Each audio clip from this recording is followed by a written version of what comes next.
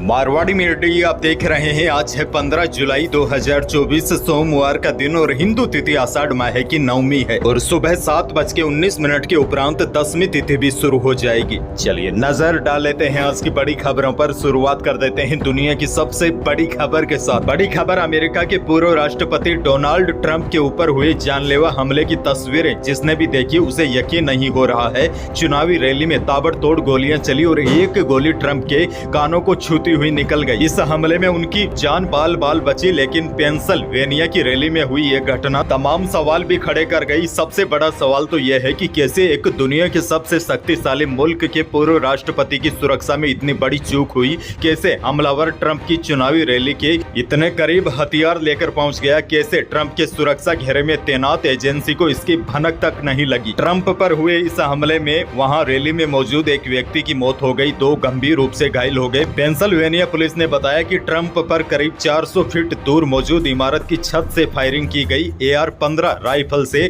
8 round गोलियां चलाई गई। पहले राउंड में 3 और दूसरे राउंड में 5 गोलियां चली। पुलिस ने कहा कि संदिग्ध शूटर मारा गया है, उसकी उम्र 20 साल थी। अब तक हमले के मकसद की जानकारी नहीं है। ट्रंप पर गोली चलाने वाले का नाम थॉमस मैथ्यू क्रुक्स था। थॉमस अमेरिका का ही था। सूत्रों के हवाले से पता चला है कि थॉमस ने 130 गज की दूरी से ट्रंप को निशाना बनाया। बहरहाल आगे बढ़ जाते हैं। देश की एक और बड़ी खबर। ओडिशा के पुरी स्थित जगन्नाथ मंदिर का खजाना 14 जुलाई दोपहर खोल दिया गया है। ओडिशा मुख्यमंत्री कार्यालय ने इसकी पुष्टि भी की है। आपको बता दूं, मंदिर का खजाना आधिकारिक तौर पर आखिरी बार 46 साल पहले 1978 में खोला गया था। खजाना खोलने से पहले प्रशासन ने लकड़ी के भारी 6 संदूक मंगाए हैं। एक संदूक को उठाने के लिए 8 से 10 लोगों को लगाना पड़ा। रिपोर्ट के मुताबिक जब समिति के सदस्य खजाने के अंदर गए तो उनके साथ सांप पकड़ने वालों की 2 टीमें मौजूद रही। ऐसा कहा जाता है कि खजानों से सांप लिपट रहे हैं। आपको बता दूं, इस खजाने को इससे पहले साल 2018 में भी खोलने की कोशिश की गई थी, लेकिन कोशिश नाकाम रही। 1985 में इस तहखाने को खोला गया था। इस दौरान राजाओं के मुकुट से लेकर खजानों से भरी तिजोरियां उस समय देखने को मिली थी। रत्न भंडार में भगवान जगन्नाथ, बलभद्र और देवी सुभद्रा के कीमती आभूषण और खाने पीने के बर्तन भी रखे हुए थे। हालांकि जब 1985 में खजाना खोला गया था तो खजाने में क्या क्या है यह अपडेट नहीं हुआ था, लेकिन 1978 में 13 मई से 13 जुलाई के बीच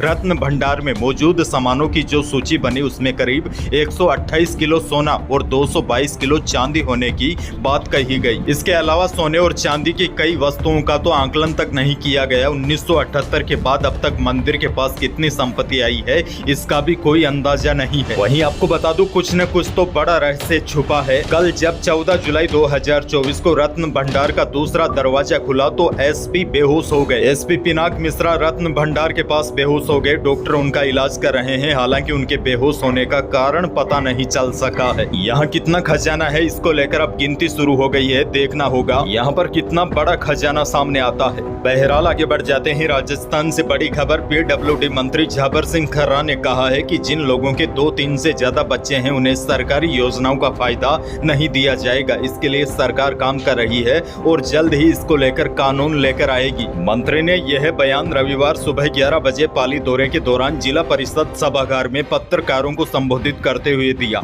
मंत्री ने कहा, जनसंख्या लगातार बढ़ती जा रही है, संसाधन लगातार घटते जा रहे हैं। ऐसे में जनसंख्या पर नियंत्रण करना बेहद जरूरी है। उन्होंने कहा, जिनके ज्यादा बच्चे हैं उन्हें सरकारी योजनाओं का फायदा नहीं दिया जाएगा। इसको लेकर जल्द ही हम कानून लेकर आएंगे। आगे बढ़ जाते हैं। राजस्थान के किसानों के लिए बड़ी खबर है। दीर्घकालीन कृषि ऋण को राज्य सरकार ने दोगुना कर दिया है। भूमि सुधार के लिए सहकारी बैंकों द्वारा दिए जाने वाले दीर्घकालीन कृषि ऋणों का दायरा बढ़ाया गया है। गत वर्ष वितरित लगभग 50 करोड़ के ऋण को दोगुना कर 100 करोड़ रुपए कर दिया है। दीर्घकालीन कृषि ऋणों का समय पर चुकता करने वाले काश्तकारों को 2% अतिरिक्त ब्याज अनुदान, दीर्घकालीन सहकारी कृषि ऋणों पर 5% का ब्याज अनुदान भी मिलेगा। यानी कि जिन किसानों ने कर्ज ले रखा है और वह समय पर चुकता करते हैं तो किसानों को बड़ा फायदा होगा, कुछ छूट उनको मिल जाएगी।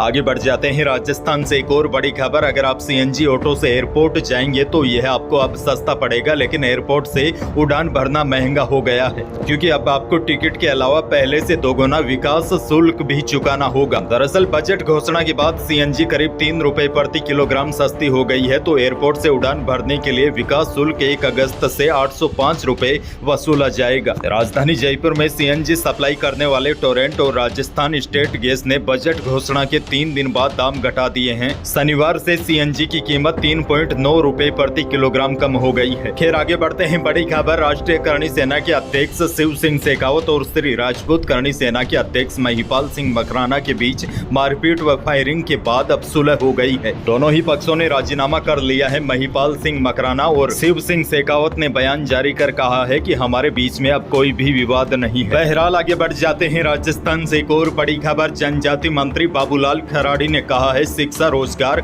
और चिकित्सा के नाम पर गरीब आदिवासियों को गुमराह करके धर्मांतरण करवाया जा रहा है। उन्होंने कहा, धर्म परिवर्तन करने के बाद वह व्यक्ति आदिवासी नहीं रहता है। ऐसे में एसटी के आरक्षण समेत दूसरे फायदे का भी हकदार नहीं है। इसके लिए डीलिस्टिंग के प्रयास किए जा रहे हैं। उन्होंने कहा, धर्मांतरण एक बहुत बड़ा चिंता का विषय है, लेकिन यह क्यों होता है यह भी सोचना होगा। आगे बढ़ते हैं, बड़ी खबर। पश्चिमी राजस्थान के कुछ एक क्षेत्र अभी भी ऐसे हैं जिनको अब अकाल का डर सताने लगा है। खासकर जालौर समेत पश्चिमी राजस्थान के कई जिलों में अभी भी बारिश की कमी बनी हुई है। 2023 के मुकाबले अभी तक इस बार काफी कम बारिश हुई है। किसानों के खेत खाली पड़े हैं और चिंता की बात यह है, अब मवेशियों के चारे पर भी संकट मंडराने लगा है। जालौर में पिछले साल 2023 में खूब बारिश हुई थी, लेकिन इस बार महज 38 मिलीमीटर बारिश हुई है, जबकि जुलाई महीने में अब तक अच्छी बारिश का इंतजार है। आगे बढ़ जाते हैं, राजस्थान में बारिश का दौर जारी है। रविवार सुबह टोंक में करीब 1 घंटे तेज बारिश की वजह से वहां पर सड़कें दरिया बन गई और बड़ी बात यह है, लंबे समय के बाद जोधपुर समेत आसपास के गाँव में भी लंबे समय के बाद बारिश देखी गई, जिससे लोगों को बड़ी राहत मिली। इसके साथ ही पश्चिमी राजस्थान के बीकानेर के पूगल, खाजूवाला, यहाँ पर भी लंबे समय के बाद बारिश दर्ज की गई। इसके साथ बीकानेर, नागौर, चूरू, यहाँ पर पिछले 2 दिनों से रुक रुक कर बारिश का दौर जारी है। वहीं मौसम विभाग ने अब ताजा अपडेट जारी किया है। आज और कल यानी कि 15 और 16 जुलाई को नागौर, झुंझुनू, सीकर, जयपुर, अलवर, भरतपुर, दौसा, धौलपुर, अजमेर, पाली, उदयपुर, डूंगरपुर, बांसवाड़ा, यहाँ पर आने वाले 2 दिनों के दौरान बारिश की गतिविधियां जारी रहेगी। और अच्छी खबर यह भी है, कल से जैसलमेर, बाड़मेर, जोधपुर, यहाँ पर बारिश की गतिविधियों में बढ़ोतरी होगी। मौसम विभाग के ताजा अपडेट के अनुसार 17 जुलाई को बीकानेर और जैसलमेर में बारिश की कमी रहेगी, लेकिन बाकी प्रदेश के सभी जिलों में मौसम विभाग ने बारिश की संभावना जताई है। आगे बढ़ जाते हैं, एक और बड़ी खबर। टीम इंडिया ने रविवार को हरारे के मैदान में खेले गए 5वें T20 में भी जिम्बाब्वे को हरा दिया है। साथ ही में 5 मैचों की T20 सीरीज को 4-1 से जीत लिया है। आगे बढ़ जाते हैं, एक और बड़ी खबर। सफाई के मामले में लगातार 7 बार से अव्वल इंदौर ने एक और बड़ा रिकॉर्ड बनाया है। इंदौर वासियों ने एक ही दिन में 11 लाख से ज्यादा पौधे लगाकर Guinness book of world record में अपना नाम दर्ज करवाया है। इस मौके पर केंद्रीय गृह मंत्री अमित शाह ने भी बीएसएफ की रेवती रेंज पर आयोजित एक पौधा मां के नाम कार्यक्रम में पौधारोपण किया। तो यही थी प्रदेश और देश की आज की बड़ी और महत्वपूर्ण खबरें। वीडियो को लाइक करना बिल्कुल न भूलिए और चैनल पर नए हैं तो सब्सक्राइब जरूर कीजिए, ताकि आप अपडेट रहे बड़ी और काम की खबरों से। धन्यवाद।